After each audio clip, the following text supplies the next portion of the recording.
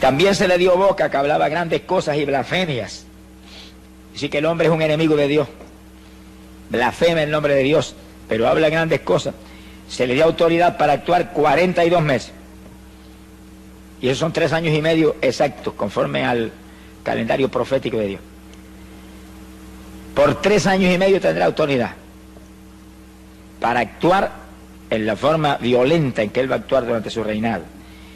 Y el verso 7 dice algo inquietante. Se le permitió hacer guerra contra los santos y vencerlos. Y sus 42 meses son la gran tribulación en toda su plenitud. Que sí, que hay de los que se queden, alabado sea Dios. Es uno de los puntos que usan los que hablan que la iglesia pasará por la gran tribulación, para decir que la iglesia pasa por la tribulación, porque ahí dice que el anticristo peleará contra los santos y los vencerá, pero está hablando de los que se quedan, no está hablando de los que se van. Sea bendito Señor Jesús. De eso veremos detalles, ¿verdad?, bíblicos después bien claros y precisos, pero anticipándonos a eso, ¿verdad? Hay de los que se queden, porque hará guerra contra ellos y les será dado vencerlos. ¿En qué forma los vencerá? Apocalipsis 6, versículo 9. El apóstol San Juan lo vio en visión. Dice: vi bajo el altar las almas de los que habían sido muertos por causa de la palabra de Dios y por el testimonio que tenían.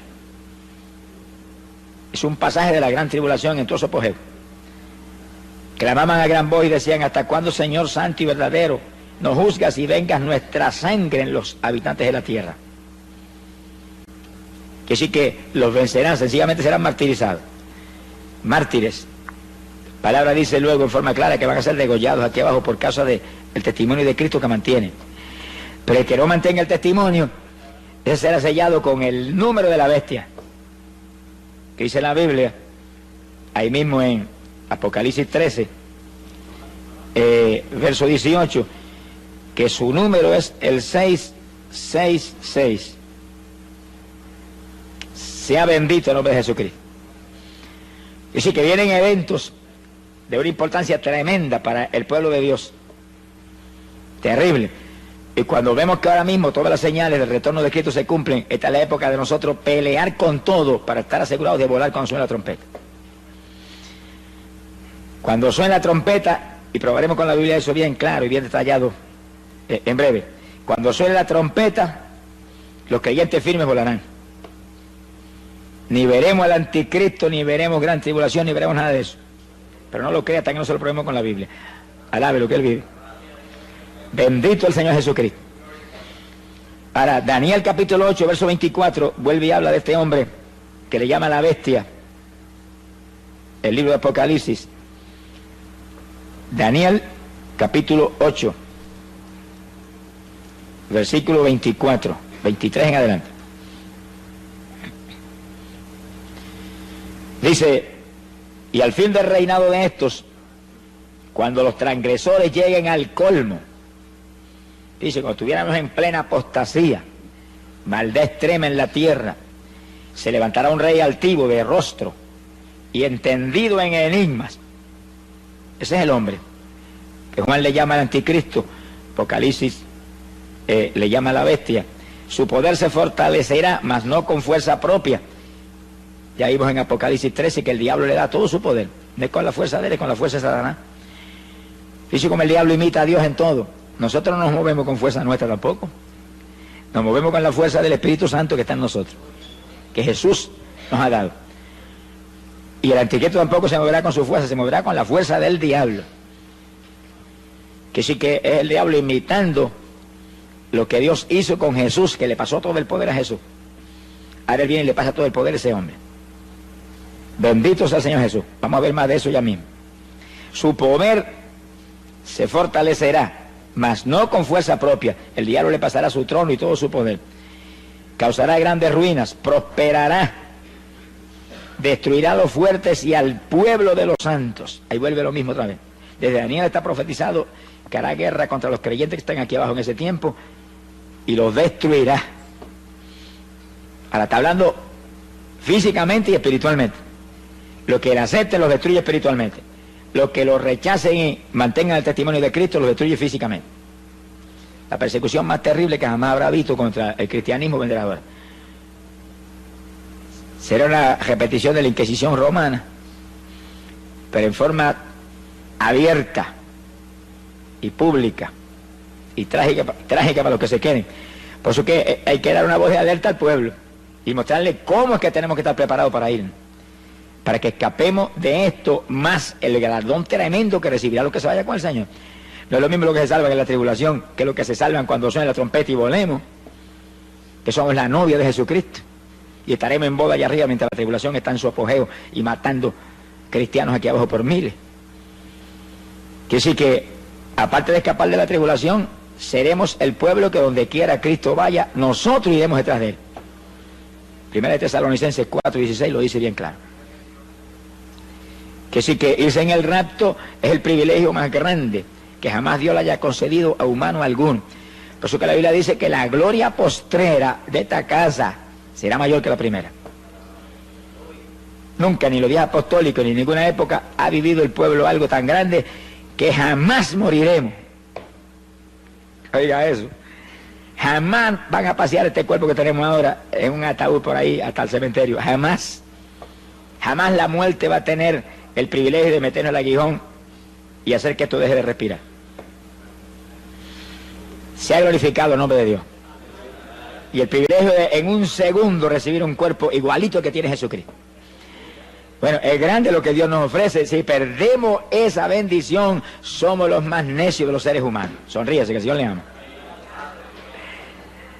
Pero la Biblia dice qué es lo que hay que hacer. Si no lo hacemos, es cuestión nuestra. Dios siempre dice lo que hay que hacer. Luego usted tiene un libre albedrío y yo también. Si queremos hacer otra cosa, pues allá nosotros. Pero si hacemos lo que Él dijo, escaparemos y no veremos nada de esto que estamos hablando ahora.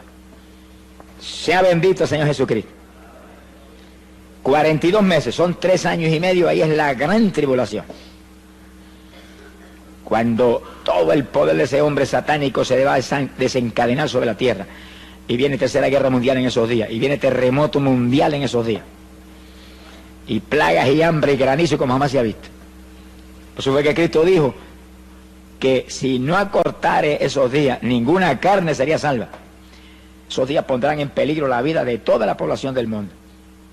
Lluvia radioactiva que caerá. Ahora, el Señor va a intervenir a tiempo para que haya sobrevivientes. Y esos sobrevivientes se añadirán al reinado de Cristo que se establecerá. Pero con cuerpo como este, olvídese, aquí lo grande es la novia de Jesucristo.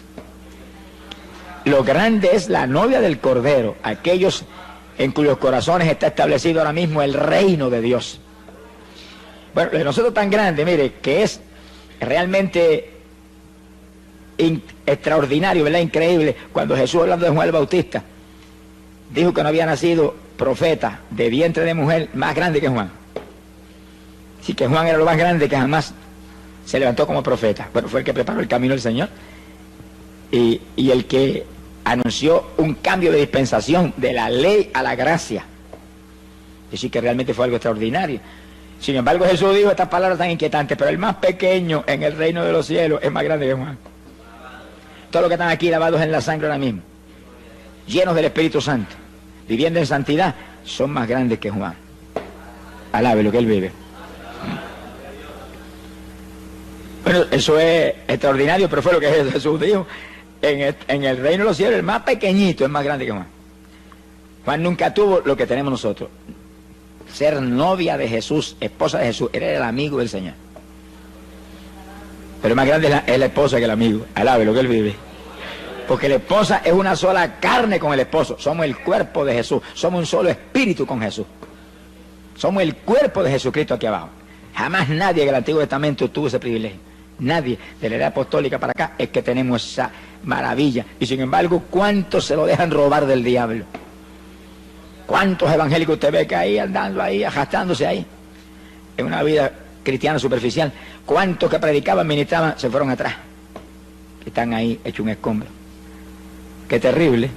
Cuando tenemos algo tan grande, ¿por qué luchar? Y usted ve la gente inconversa cómo se matan por conseguir una profesión encomiable, ser un gran profesor de universidad, o un gran arquitecto, o un doctor en medicina, y se revientan años estudiando y se amanecen por las noches. Y nosotros, ¿cuánto más debemos hacer nosotros por ser esposa de Jesús por la eternidad? Con un cuerpo igualito al de Él, igualitos a Él, seremos semejantes a Él cuando suene la trompeta. ¿Cuánto más debemos luchar? Sin embargo, tengo casos evangélicos hoy que si van a la iglesia el domingo por la mañana es mucho. Y otro que cuando se le antoja se ponen de pie y se van y sin acabarse el culto siguen andando. Ninguno de esos indisciplinados entrará, hermano. Sea bendito el Señor Jesucristo. Esto es un ejército. Y esto es un ejército en el cual tiene que haber disciplina mayor que ningún ejército de la tierra. Porque este es el ejército de Jesucristo. Este es el ejército que va a acabar con la Tercera Guerra Mundial. Y va a establecer un reino de paz aquí abajo. Imagínense qué disciplina tiene que haber. Los disciplinados volaremos, alabe lo que Él le ama. Hay poder en Jesucristo. Ahora, cuando el anticristo tome esos 10 reinos, fíjense que esos 10 reinos salen del territorio donde estaba Roma, donde vio la bestia esa espantosa Daniel. De ahí sale esos 10 reinos, ahí se establecerán y ahí los tomará el anticristo. Y surgirá el 7º imperio mundial. Vamos a explicar eso bien claro. Daniel vio 4 imperios mundiales: Babilonia, Media Persia, Grecia y Roma, 4. Pero antes de esos 4 había habido 2: Egipto y Asiria. Egipto, donde estuvo José, y el que después esclavizó a los hijos de Israel, y Asiria, el que se llevó cautivo a los hijos de Israel por su desobediencia, y Dios permitió que se los llevaran en cautiverio. Que sí que hasta Roma ha habido 6 imperios mundiales. Tiene que levantarse un 7º, porque en el 7 que Dios termina sus obras. El 7 es el número de plenitud. El 7 es el número donde Dios termina sus obras. Y ese 7º imperio mundial está a punto de establecerse. Y si estamos bien en los últimos días, y si Cristo está a punto de levantar su iglesia, eso tiene que estar prácticamente hecho ahora. Si no, ¿cuándo es que va a levantar el Señor su iglesia? Por eso es que no hablamos con teoría, tenemos que hablar con pruebas bíblicas ahí, claras, precisas. ¿Qué territorio ahora mismo es el que ocupó Roma en aquellos días de los Césares y de su imperio terrible? Lo que hoy en día llamamos la Europa Occidental es el territorio geográficamente hablando que ocupó Roma. Que sí que en la Europa Occidental tiene que haber sucedido algo grandísimo, tremendo, increíble, que ha preparado el escenario para que el anticristo aparezca y tome los 10 reinos de que habla Daniel ahí y establezca ese 7º imperio mundial. Mundial, porque todo el mundo seguirá en pos de él. Directa o indirectamente todo el mundo apoyará al hombre, todas las naciones, y habrá unidad y habrá prosperidad, y con engaño prosperará todo. Y todo el mundo tendrá los ojos puestos en ese hombre. Las Naciones Unidas lo han dicho, que están esperando un hombre. Que ningún comité lo puede hacer, han probado comités de todo tipo. Un hombre que tenga tal sabiduría, tal poder persuasivo, que pueda convencer a las naciones y traer paz, impedir la Tercera Guerra Mundial, levantar la economía del mundo. El hombre está ahí esperando el momento para él tomar los 10 reinos y aparecer en escena. Que sí que en la Europa Occidental tiene que estar preparado el escenario para eso, porque ese es el territorio que ocupaba Roma. Y ahí que dice Daniel que aparecerá 10 cuernos sobre la bestia romana. Entonces, al ver lo que ha pasado en la Europa Occidental, nos quedamos atónitos. Porque cuando terminó la Segunda Guerra Mundial, década del 40, las naciones de Europa quedaron todas arruinadas económicamente. Francia, Inglaterra, eso estaban arruinados después de esa guerra. Entonces, en 1957, se unieron 6 de esos países de la Europa Occidental, 6. Y en un tratado que se llamó el Tratado de Roma, quedaron unidas las economías de los 6 países tratando de levantarse y superar la tragedia en que habían estado viviendo económicamente hablando. Y ahí se unieron Francia, Italia, Alemania Occidental, Holanda, Bélgica y Luxemburgo. 1957, y le llamaron el Tratado de Roma a esa unidad.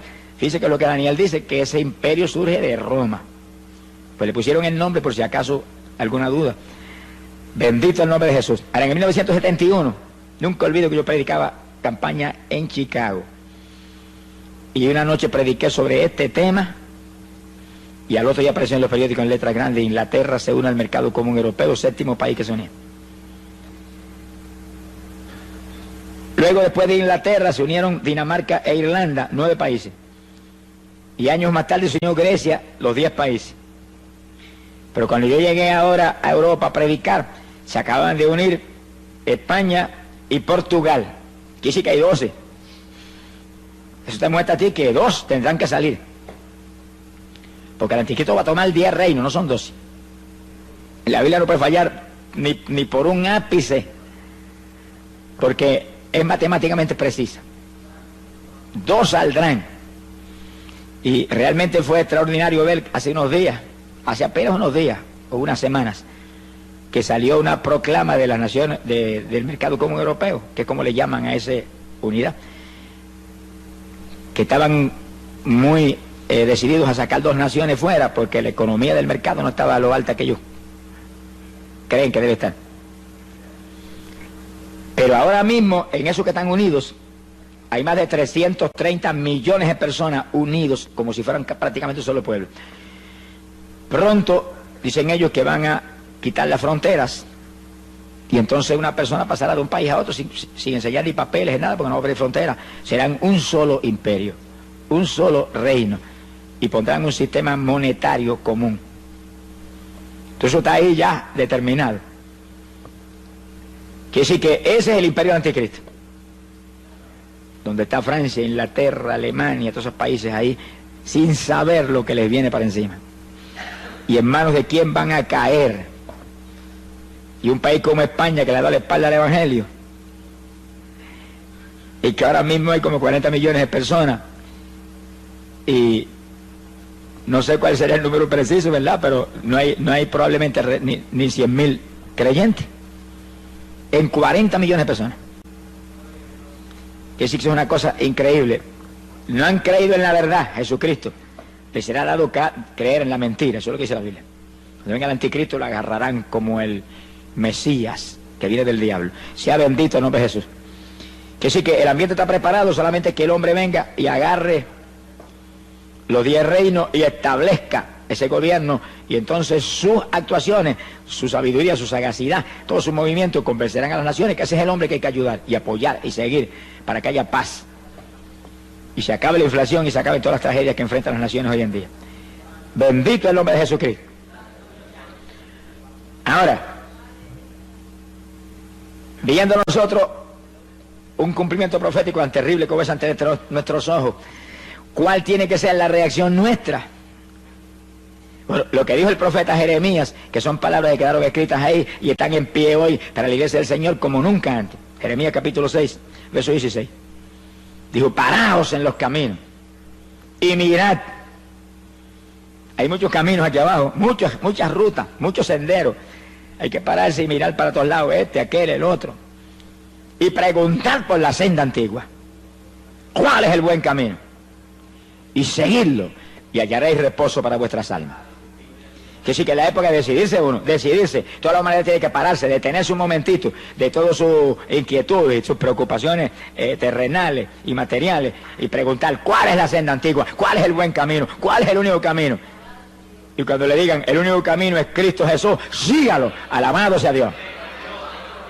Pero aquí no es que yo lo recomiende ni que yo crea que ese es, no, es que él mismo lo dijo, Juan 14:6, yo soy el camino.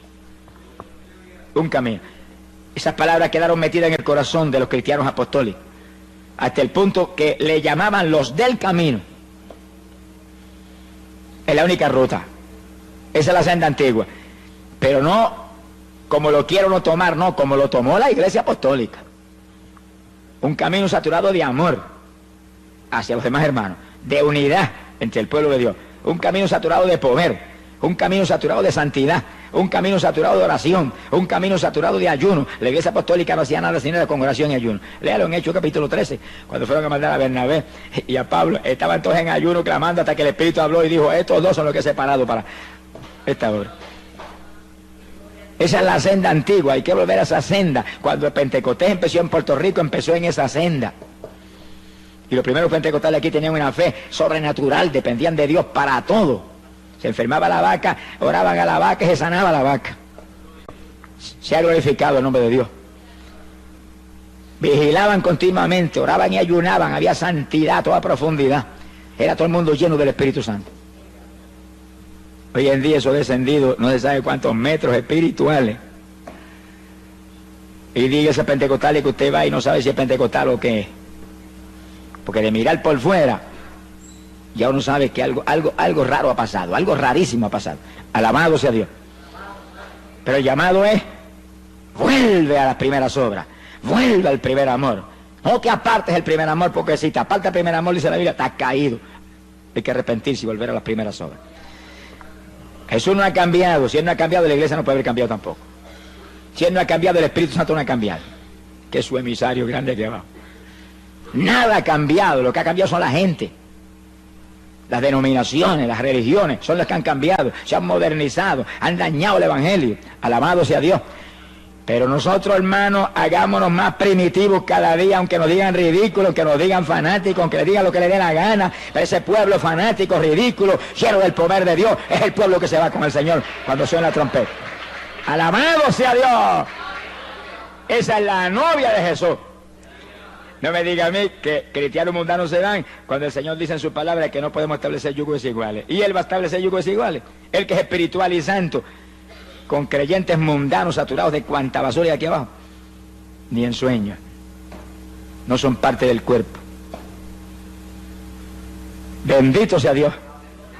Tenemos que ser como Él. La Biblia lo dice, los discípulos serían semejantes a Él. Él lo dijo, ser santo porque yo soy santo. Y luego dijo algo más, que es una inquietud terrible, ser perfecto como mi Padre Celestial es perfecto. ¿Será posible eso? Bueno, si Él lo dijo, tiene que ser posible, porque no me diga que Jesús nos va a imponer una carga que sea imposible. Es posible. Lo que pasa es que hay que vivir como vivió Él. Hay que vivir como vivió Él, en comunión con el Padre, dispuesto a hacer la voluntad de Dios, me guste o no me guste.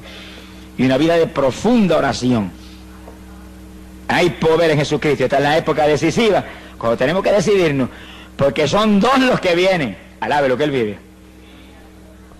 Uno de arriba del cielo y otro de abajo de las tinieblas. Daniel dice, Apocalipsis 13, que vio una bestia que salía del mar, de abajo de lo profundo. Viene ese diablo terrible que entrará en este hombre, en el anticristo, y lo volverá a la bestia. Quiere decir que todo el poder de Satanás se mete en ese hombre. Son dos que vienen. Ahora, ¿cuál de los dos llega primero? Bueno, hay una teoría que llega primero el anticristo, porque si dice que si la iglesia se va a quedar abajo en la tribulación, pues el anticristo vino primero. Uno de los dos tiene que llegar primero, no vaya a decir que van a llegar ahí cabeza a cabeza, no. El de nosotros es mucho más rápido, no va a correr, no le va a permitir que llegue. Llega antes a rescatar su noviecita de lo que viene. Alabado sea Dios. Pero no me lo crea hasta que no se lo pruebe con la Biblia hasta la saciedad. Alabe lo que Él le ama. Sea bendito Señor Jesucristo. Que sí que ahí están. El reto de nosotros ahora es entrar en el cumplimiento pleno de la palabra. Guardar la palabra a toda plenitud. La promesa del Señor para los creyentes que se quieren ir es: los que guarden la palabra de mi paciencia, esos libraré. Apocalipsis 3:10. Ese es el reto, ese es el llamado. Usted y yo tenemos que esforzarnos como nunca antes.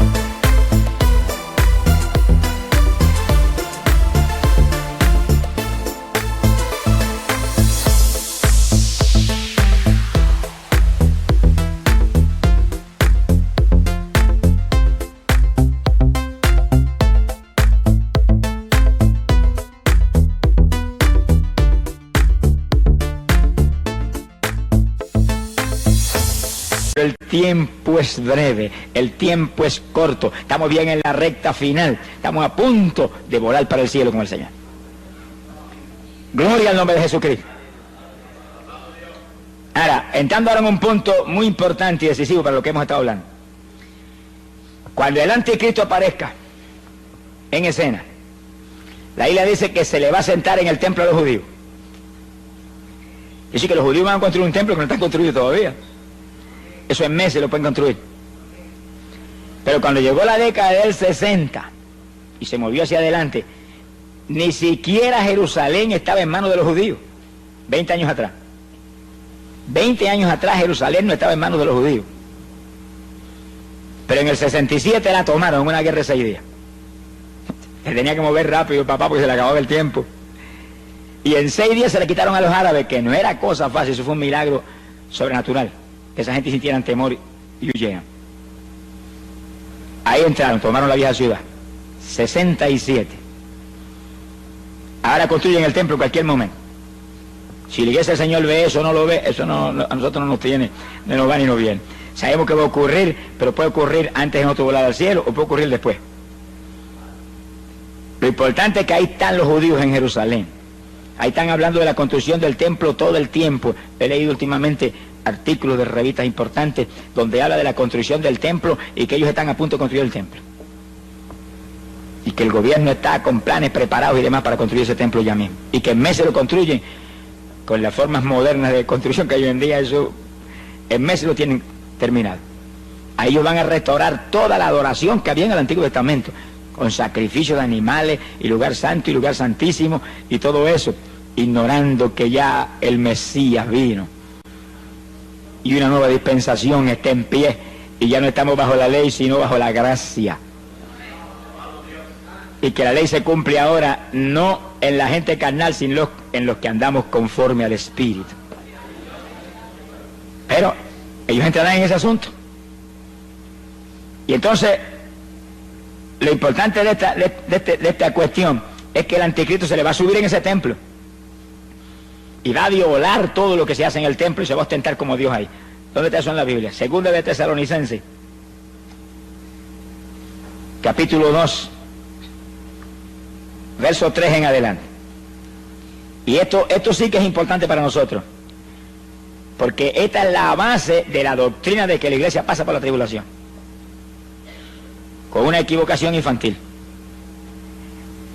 Mire lo que Pablo profetizó: nadie os engañe de ninguna manera, porque no vendrá, está hablando de la venida del Señor, no vendrá el Señor sin que antes venga la apostasía y se manifieste el hombre de pecado, el hijo de perdición. Ese es el anticristo. Ahí es que te dicen a ti: no, pasamos por la tribulación porque el Señor no puede venir hasta que no se manifieste el anticristo. Pero ahí no está hablando del rapto, está hablando de la segunda venida de Cristo. Vamos a probarlo más abajo según leamos los versículos. Está hablando de la segunda venida de Cristo, donde el Señor viene con su iglesia y acaba con la tercera guerra mundial y establece un reino de paz. Por supuesto, el anticristo tiene que venir antes que eso, porque él viene y va a destruir al anticristo y lo va a echar de cabeza al lago de fuego y azufre. Ahora, fíjese el resto: el cual se opone y se levanta contra todo lo que se llama Dios. Ahí está, en toda la tribulación, los últimos 3 años y medio, últimos 42 meses, oponiéndose a todo lo que se llama Dios, o es objeto de culto. Hay de los que rindan culto al Señor en esos días. Tanto que se sienta en el templo de Dios como Dios, haciéndose pasar por Dios.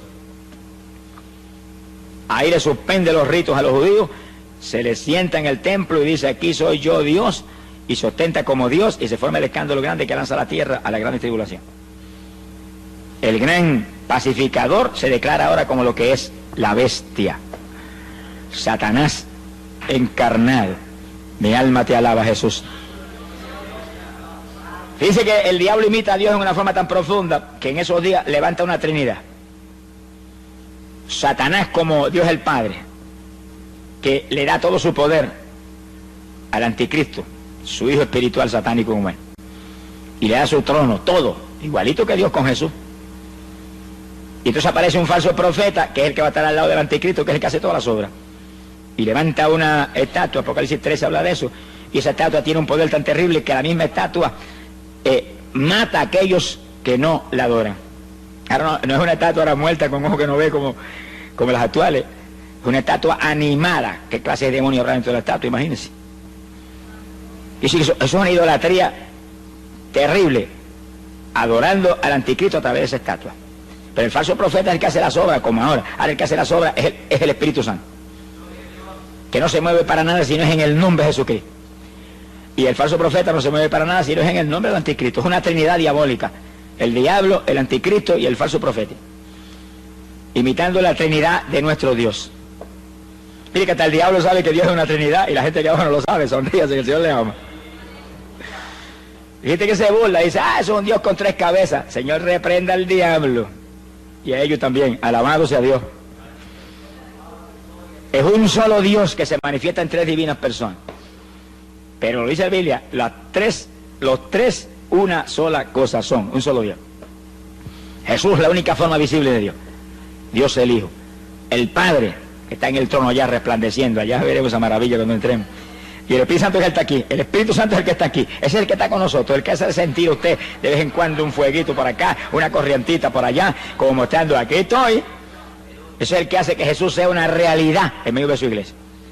Que se cumpla lo que Jesús prometió: estoy con vosotros todos los días de vuestra vida, por medio de la persona del Espíritu Santo. Me voy, pero enviaré un consolador, Dios. No dejaré huérfano. Volveré a vosotros. Quiere decir que Él separa su persona de la del Espíritu Santo como 2 personas distintas y de pronto los une como una sola cosa. Porque así es la Trinidad. Una de las comparaciones más claras para entender la Trinidad es un triángulo. Un triángulo es una sola figura, pero tiene 3 ángulos: ángulo A, ángulo B y ángulo C. Un ángulo está ahí, el otro acá, el otro acá. Son 3 ángulos distintos. El A es A y el B es B y el C es C, pero forman una sola figura. Esa es la Trinidad. 3 personas: Dios el Padre, Dios el Hijo, Dios el Espíritu Santo, pero un solo Dios. Sea bendito el nombre de Jesucristo. Y el diablo lo sabe. Muchas religiones no lo saben, pero el diablo lo sabe. Y como él imita todo, en todo imita a Dios, establece una Trinidad en esos días. Y él se pone ahí como el Dios el Padre, y el anticristo como Dios el Hijo, y el falso profeta como Dios el Espíritu Santo. Sea bendito Señor Jesucristo. Se le sentará arriba en el trono, en el templo, a los judíos. Suspenderá los sacrificios y todos los ritos del Antiguo Testamento que se estarán practicando ahí. Acabará con todo eso. Ahora, ¿cómo el anticristo tiene, diría usted, tanta familiaridad con los judíos? ¿De dónde viene eso? Bueno, está profetizado desde Isaías 28, verso 15. Isaías 28, 15.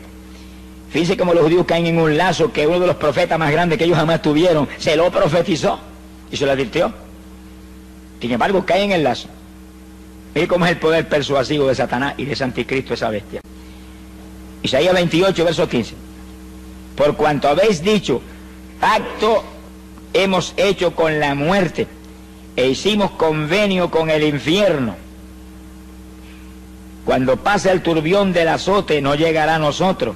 Se sienten seguros en ese pacto, como se siente seguro todas las naciones con ese hombre. Porque hemos puesto nuestro refugio en la mentira y en la falsedad nos esconderemos.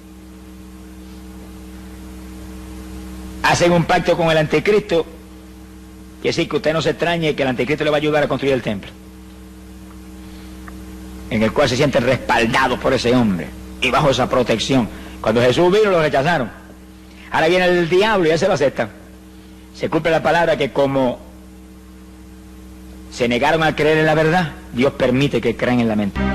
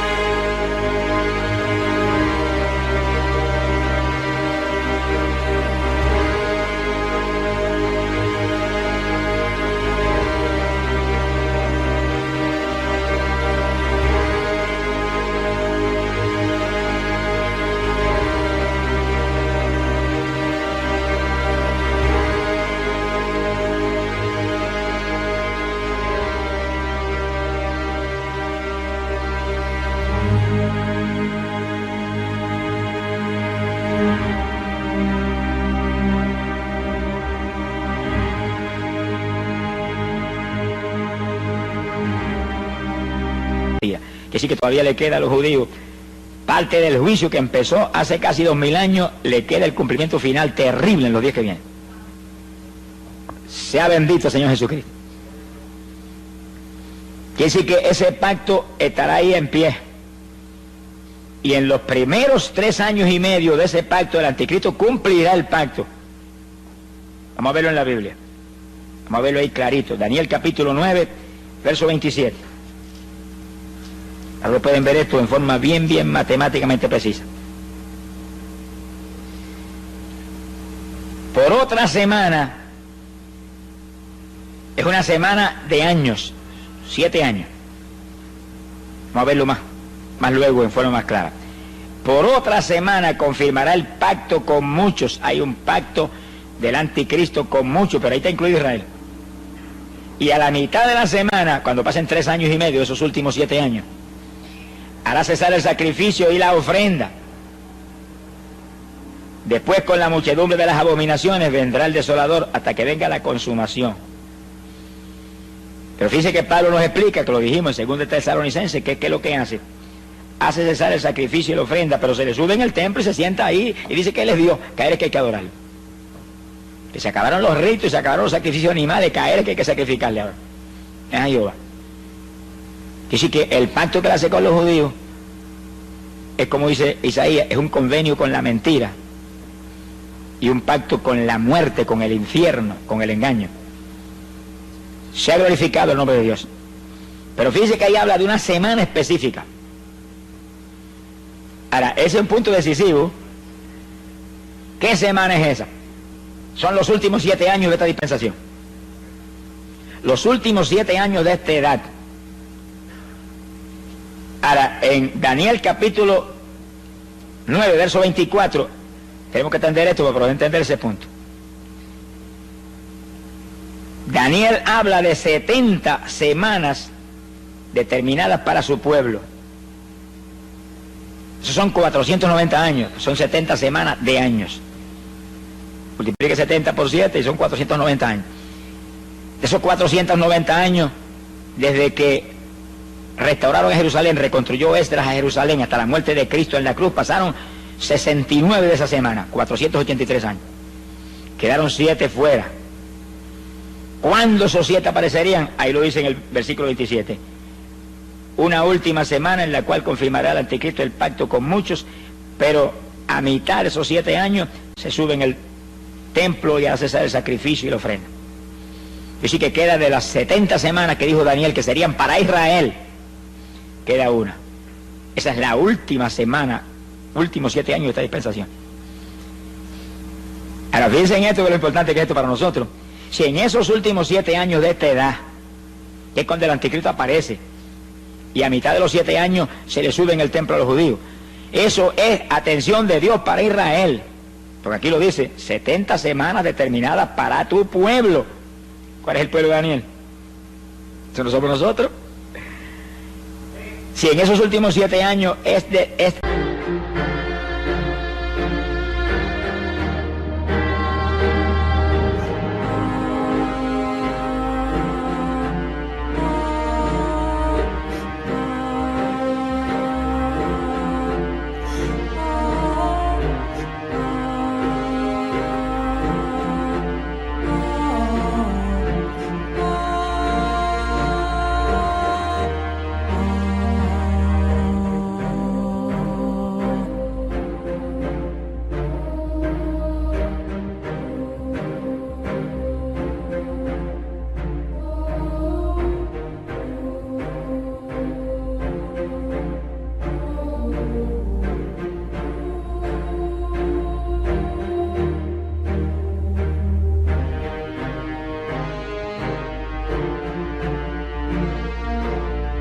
atención de Dios para Israel. ¿Dónde está la novia de Jesús? De boda. A lo que él vive. De boda. Y la Biblia dice que las bodas no son aquí abajo. Apocalipsis 19 dice que las bodas son en el cielo. Y es decir, por eso tenemos una seguridad absoluta de que cuando el anticristo aparezca, no estamos aquí, porque ahí comienzan los últimos 7 años.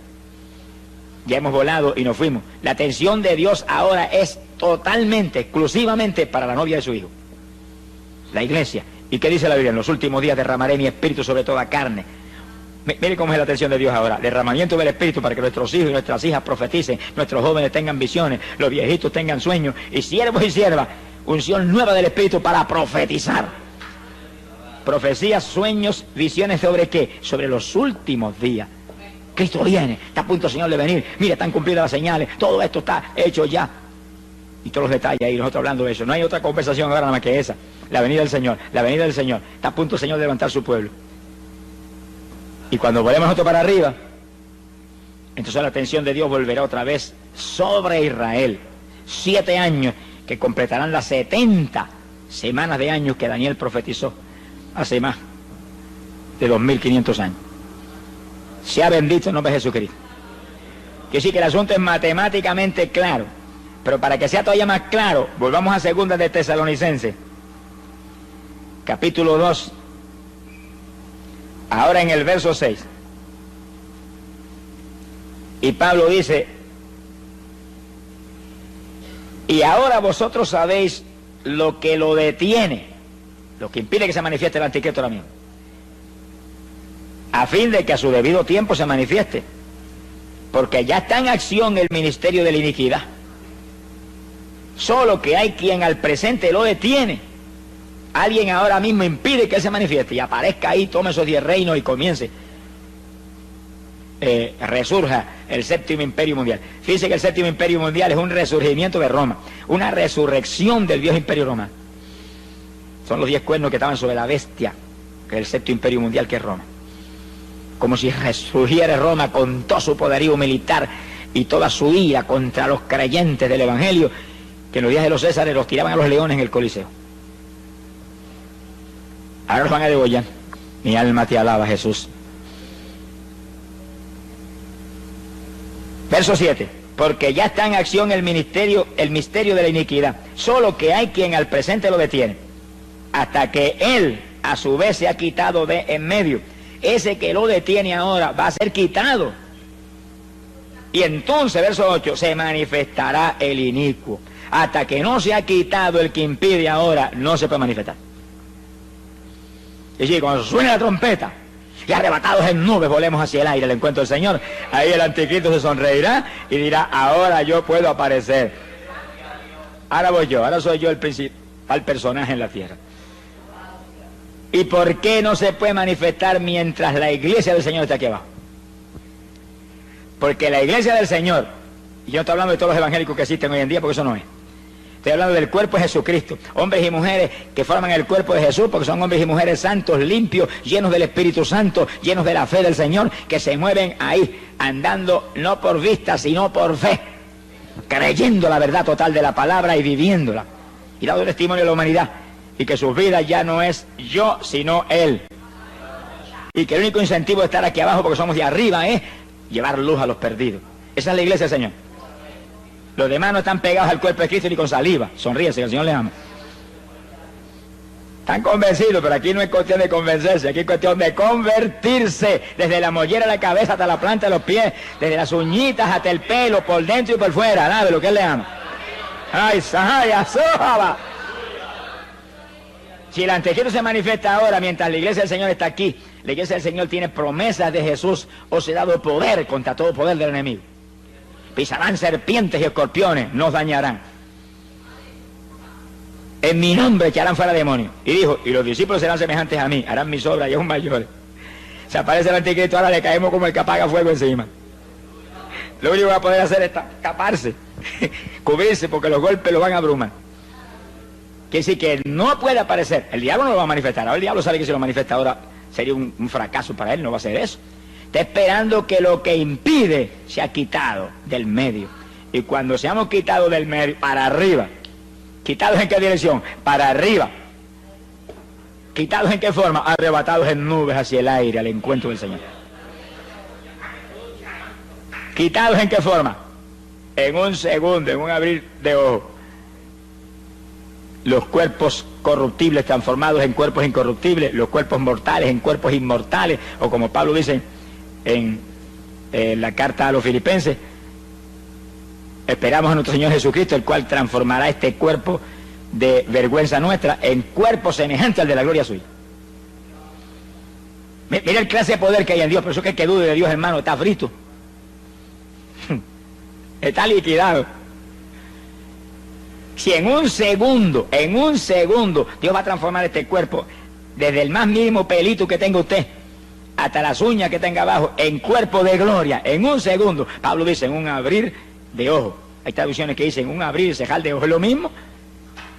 Abrir los ojos tiene que haberlos cejado primero. Es una cosa que no tiene sentido. Usted prueba que vea, haga así, un segundo. En un segundo esto queda transformado en cuerpo inmortal, como el de Jesús. Entonces, ¿qué cosa será difícil para Dios? Si es un milagro como es en un segundo, a nada de lo que él vive. ¿Qué es entonces un cáncer para Dios? ¿Qué es entonces el AIDS para Dios?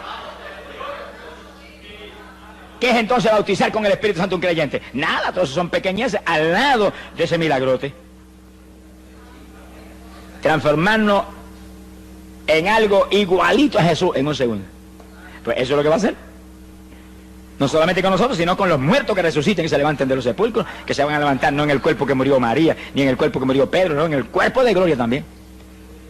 Sea bendito el Señor Jesucristo. Que decir que cuando ese pueblo lleno del fuego de Dios, fuego ha venido a traer a la tierra, Dios, cuánto desee que ya esté encendido. Mire bien que los que se van son creyentes encendidos, creyentes apagados no se van, cristianos tibios no se van, son creyentes encendidos, son antorchas encendidas que se mueven alumbrando las tinieblas a los pecadores. De lo que usted tiene, usted puede dar, pero de lo que no tiene, no puede dar. Pedro, al tullido en la puerta de Hermosa, dijo, de lo que tengo, eso te doy. Que tenía poder de Dios para decirle, levántate y anda en el nombre de Jesucristo. Pero de lo que no tiene, no te puede dar. Creyentes apagados, ¿a quién le van a dar luz? Ellos son los que necesitan luz. Sea bendito, Señor Jesucristo. Que sí, que lo que se van son antorchas encendidas. Creyentes llenos del Espíritu Santo. Creyentes que alumbran a los pecadores aquí abajo. Creyentes que no dan testimonio a nadie. Mire, hermano, ni en sueños se van. Y esa es la plaga más grande que hay aquí abajo hoy en día en el pueblo evangélico. Que montones de ellos no le dan testimonio a nadie. Sencillamente se han conformado con ser miembros de una congregación. Eso es parte del evangelio. No apartarse de la congregación como algunos tienen por costumbre, porque la congregación, la iglesia y su pastor es el cuartel general de batalla donde se le entrena para ir afuera a quitarle las propiedades al diablo. Pero si después que está ahí, sentadito ahí, gozándose en las cosas del Señor, y Dios lo ha bautizado con el Espíritu, ahí se conforma y no hace nada, no le da testimonio a nadie, en pocos días usted lo ve que seguido desciende espiritualmente. Ya está más tranquilo, más conforme. Esas gentes se quedarán. Vamos a probarlo con la Biblia ya mismo. Sonríase, que el Señor le ama. Alabado sea Dios. Hay poder en Jesucristo. Quiere decir que, ¿cuándo aparecerá el anticristo?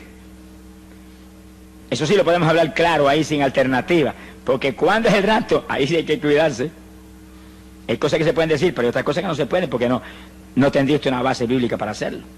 Pero ¿cuándo aparece el anticristo? En los últimos 7 años de esta dispensación. Cuando el pueblo de Dios haya volado al cielo y esté arriba de boda, aparece el anticristo. Ni veremos la careta del anticristo, que la verá toda la humanidad por televisión mundial. Eso dicen los científicos, que aparece ya mismo. Seguro que va a aparecer. Ni veremos ese anticristo, ni veremos la gran tribulación, nada. Nosotros volamos arriba antes de que ese personaje aparezca. Quiere decir que en los últimos 7 años de esta dispensación aparece el anticristo.